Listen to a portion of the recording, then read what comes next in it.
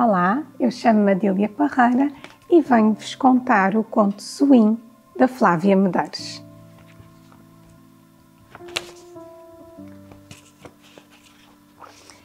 Nas férias de inverno não há muito para fazer.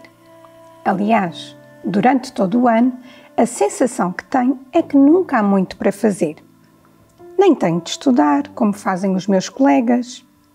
Durante o tempo de escola, é de facto aborrecido ouvir a professora na aula repetir para os meus colegas matéria que percebi desde a primeira vez que foi explicada. Os intervalos são autênticos tormentos. Ouvir os meus amigos falarem de coisas fúteis é insuportável. E quando proponho temas de conversa ou atividades interessantes, eles optam por me excluir do grupo. Em casa, coloco questões aos meus pais que os obriga a fazer uma pesquisa na biblioteca antes de me responderem. Para sair desta rotina fastidiosa, nos últimos dias de aulas tracei um plano para as férias de inverno, a fim de as aproveitar ao máximo. Afinal, foi muito mais do que aquilo que eu tinha imaginado. Acabaram por ser as férias mais surpreendentes de sempre. Vou partilhar contigo o que aconteceu. Tal como eu tinha planeado, no primeiro dia de férias acordei muito cedo. Ainda os meus pais estavam a dormir quando me levantei. Comi cereais com sabor a compota de cereja, lavei os dentes e vesti o meu fato de treino. Com ele vestido, sinto-me confortável para fazer qualquer coisa. Tinha chegado a hora de descortinar mistérios dentro da minha própria casa. Comecei pelo sótão. Só lá em cima levei a manhã toda. Descobri muitas coisas. Primeiro, os álbuns de fotografias dos meus avós maternos e paternos. Pelo que vi, digo-vos, não eram lá muito fotogénicos. Ou talvez fossem, mas naquelas posições definidas pelos fotógrafos, mais me parecem estátuas em tons de cinza. Depois encontrei coisas dos meus pais em várias caixas empilhadas. Num dos lados tinham o nome de um país. Só nesse momento dei conta de quanto eles viajaram quando eram mais novos. No seu interior estavam recordações dos países por onde tinham passado. Não me demorei muito a abrir e a fechar as caixas. Todas aquelas coisas não me cativavam. Como aquilo já estava a ficar enfadonho, dei 2 voltas ao sótão, mas não encontrei mais nada, a não ser baús com tralhas e guarda-fatos com roupas antigas. Nada que me interessasse. Saí daquela poeira e fui percorrer o piso da casa onde passamos mais tempo, o resto do chão. Fui à cozinha. Lá estava o meu pai a fazer um bolo. Quando comecei a abrir e a fechar as gavetas, aparentemente por razão nenhuma, levei logo um raspanete. De seguida, fui ao quarto de visitas, mas estava tão arrumadinho que nem cheguei a entrar. No quarto dos meus pais, o mesmo. As portas da casa de banho e do meu quarto nem as abri. Nestas 2 divisões estava tudo visto. Quando cheguei à sala, estava a minha mãe a desencaixotar arranjos de Natal. Antes que ela me pedisse para eu fazer alguma tarefa, saí de lá pé ante pé para que nem me visse. Já estava a ficar sem esperança. Aquela manhã estava perdida e eu não tinha encontrado nada de jeito. Depois do almoço fui para a cave. A cave é a parte da casa que considero ser a mais assustadora. Mesmo que acenda todas as luzes, para onde quer que olhe está sempre nevoeiro à minha volta. Deitei-me no chão a olhar para o teto. Estavam lá umas aranhas magricelas a mexerem vagarosamente as patas. Virei-me de lado e reparei que havia, num dos tijolos da parede, junto ao chão, um gatafunho desenhado. O mais provável era alguém ter feito aqueles rabiscos com a ponta de um prego. Aproximei-me. Passei os dedos por cima do tijolo. Estava solto. Peguei em 2 chaves de fendas e com elas puxei-o para fora. Ficou um buraco na parede que parecia uma travessia para ratos. Com algum receio, pus a mão lá dentro, depois o braço todo. As pontas dos dedos tocaram numa coisa fria, como se fosse metal. Sem esforço, consegui agarrar nela e tirá-la de onde estava. Era uma coisa cilíndrica, como uma lata de salsichas. No rótulo estava escrito: Cápsula do Tempo Futuro 207. O último nome estava ilegível. Tudo aquilo estava a intrigar-me. Abri com cuidado a cápsula e de lá de dentro caiu um rolo de folhas com notas escritas e um desenho do sistema solar com setas e arabescos. Peguei em tudo e fui para o meu quarto para poder analisar melhor o que eu tinha nas mãos. Espalhei as folhas na secretária e a lupa ajudou-me a perceber o que estava escrito. Quando a luz do sol se deixa esconder atrás da lua, mostra-nos muito mais do que aquilo que julgamos conhecer. Abaixo tinha uma lista com datas e horas. Depois desta descoberta, o restante plano que eu tinha traçado para os próximos dias foi por água abaixo. Já nada era mais aliciante do que investigar o conteúdo desta cápsula do tempo futuro. Montei no meu quintal uma tenda e arrastei toda a roupa da minha cama lá para dentro.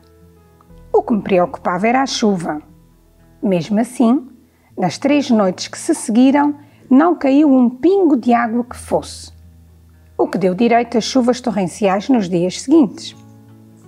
Na porta da tenda, montei o telescópio da avó Bela, que estava tão velho quanto ela, e ao lado o caderno de apontamentos que guardava as folhas misteriosas. Durante o jantar, informei os meus pais que ia dormir na tenda aquela noite. De início, a minha mãe não autorizou, porque podia constipar-me. Depois, o meu pai disse que, apesar de termos o quintal protegido pela vedação e pelo portão, podia ser perigoso. No final, justifiquei tanto a minha vontade de lá ficar que ambos concordaram que eu ficaria na tenda, mas com uma condição. Ficas com um walkie-talkie ligado durante toda a noite e nós ficamos com outro, disse a minha mãe. Com este problema de segurança noturna resolvido, saltei da mesa, lavei os dentes, vesti o pijama mais quente que tinha, despedi-me dos meus pais e fui para a tenda. Estava uma noite clara e muito fria.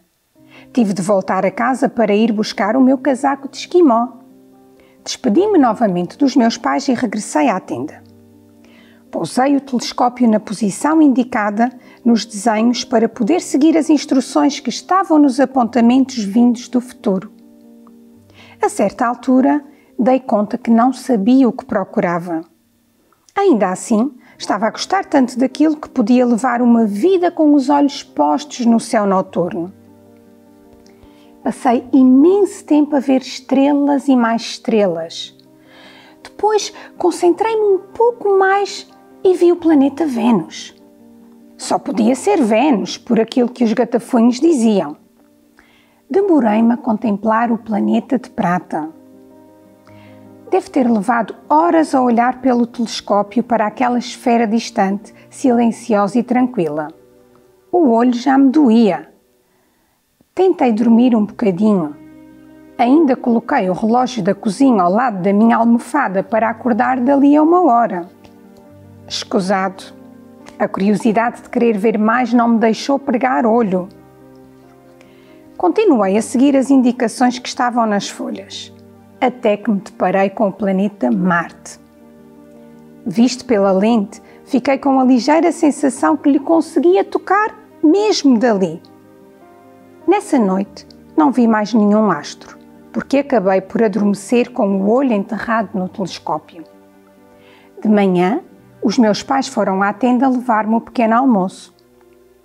Contei-lhes que tinha observado estrelas e os planetas Vênus e Marte. Se eles acreditaram ou não no que eu estava a dizer, isso não sei. O que eu tinha dormido naquela noite não foi suficiente para me recompor, Passei o dia todo a dormir, o que foi mesmo muito bom. Ao jantar, eu não sentia o mínimo de sono ou cansaço. Quando me sentei novamente na tenda, vi o meu bloco de apontamentos vazio, pois tudo o que eu precisava estava nas folhas que encontrei. Numa das páginas estava o desenho de um ovo, desenhado entre Vênus e a Terra. Ora, entre a Terra e Marte, seguido de uns cálculos. Eram cálculos mais complexos do que as contas que a professora nos tinha ensinado nas aulas de matemática. Ainda assim não foi difícil seguir um raciocínio e perceber que aqueles números eram coordenadas. Observei o espaço que ficava entre Vênus e a Terra e não vi nada fora do comum. Observei o espaço entre a Terra e Marte e, depois de apontar o telescópio em várias direções, imaginem: ovo! Gritei. Não era um ovo, era um planeta com a forma de um ovo. Não consegui perceber como era possível existir um planeta tão próximo da Terra sem que nenhum cientista o tivesse visto. Corri para a biblioteca lá de casa. O barulho que eu estava a fazer acordou os meus pais, que se juntaram à minha pesquisa. À meio da noite, os três com livros nas mãos. Filho, segundo estes livros, não há ovos no espaço, disse a minha mãe a bocejar. Se quiseres, podemos encontrar muitos no frigorífico e até te faço uma omelete se estiveres com fome, continuou o meu pai a rir. Isto de falar tanto em ovos abriu-me o apetite. Aceito uma omelete, respondi. Com a barriga cheia, regressei à tenda e os meus pais ao seu quarto. Se aquilo que eu estava a ver era um novo planeta, então tinha de saber mais sobre ele.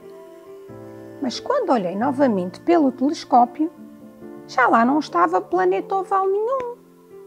Fiquei triste. Julguei que tivesse adormecido e sonhado com aquilo. Não desisti da busca ao planeta ovo. Observei outra vez para lá da Terra, em direção ao Sol, e lá estava ele. No mesmo momento, ele voltou a desaparecer. Virei rapidamente o telescópio para o lado de Marte e lá estava ele outra vez. Passei o resto da noite a segui-lo. Era incrível ver aquele planeta com aquela órbita do ora aparece num lado, ora aparece no outro. Não consigo dizer-vos até que horas estive naquele movimento para trás e para a frente, porque, tal como na noite anterior, adormeci sobre o telescópio. Na manhã seguinte, não recebi a visita dos meus pais. Quando entrei em casa, estavam a preparar o almoço e disseram que não me tinham querido acordar. Comi e, quando já estava a sair da cozinha, o meu pai pediu que eu fosse tomar um banho e mudar de roupa. Só aí é que me apercebi de que o cheiro a doninha que se fazia sentir dentro da tenda era o meu. Naquela tarde tentei procurar o tal planeta, mas de nada me serviu. Não vi nada de nada.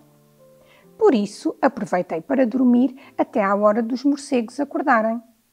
Na terceira noite, já sentia que aquele era o meu planeta.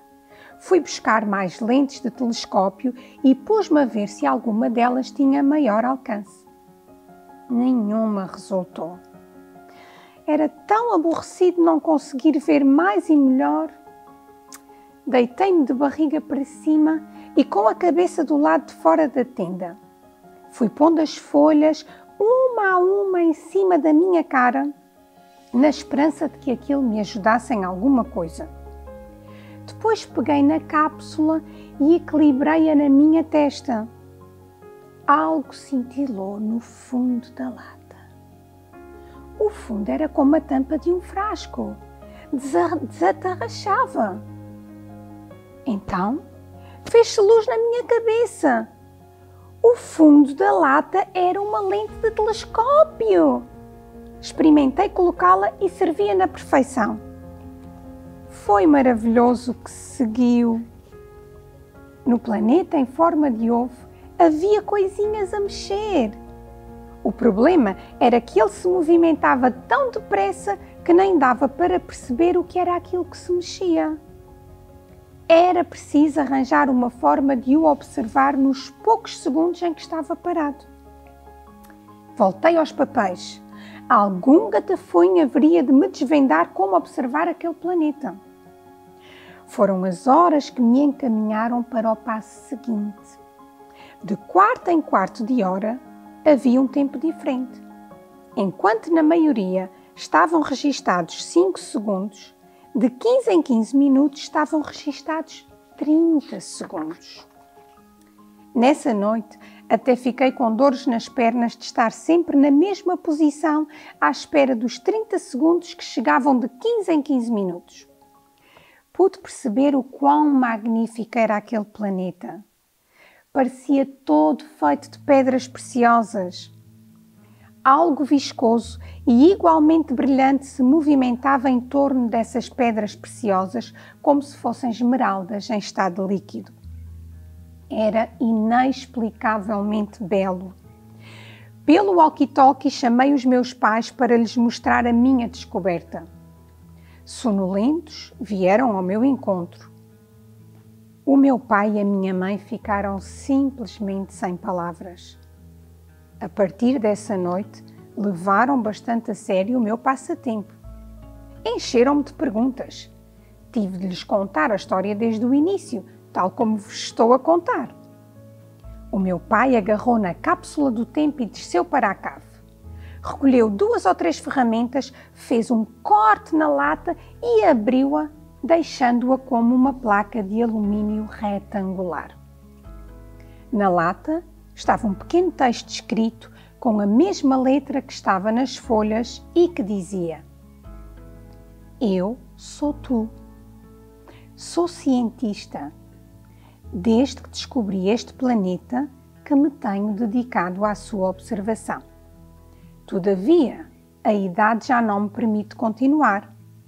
Com o fim de descobrir mais sobre ele, precisava de mais tempo e, por isso, construí uma máquina do tempo para ter conhecimento da sua existência mais cedo. Mantenho o que te conto em segredo, porque, como já deves ter reparado, o planeta é todo feito de pedras preciosas. Se for do conhecimento dos grandes governadores do mundo, por ganância, eles destruí-lo-ão na tentativa de o quererem para si. PS. Ainda não dei nome ao planeta. Trata de fazer isso. Depois disto, tanto eu como os meus pais ficamos mais de 1 hora exatamente no sítio onde estávamos, em profundo silêncio. Então, o meu pai olhou para mim e disse: Prometo que não conto nada a ninguém. Só quero que sigas o teu destino e que procures sempre ser feliz. A mãe nem precisou de dizer nada. Abraçou-me durante imenso tempo. Fiquei com a gola da camisa molhada de tanto choro. Bastou isso para eu perceber que esta descoberta não ia sair da nossa família. Passei o resto dessa noite na cama dos meus pais. Segundo o que eles me contaram, enquanto dormia, eu repetia a palavra luzir, luzir, luzir, luzir, luzir, até que a certa altura já dizia swing, swing, swing. Foi por este motivo que dei o nome de Zwin ao meu planeta. As férias de inverno estão a terminar. Não posso continuar a trocar os dias pelas noites e as noites pelos dias, pelo menos durante o tempo de escola. Mal posso esperar pelas férias de verão. E com pauzinhos de perlim-pim-pim, esta história chegou ao fim.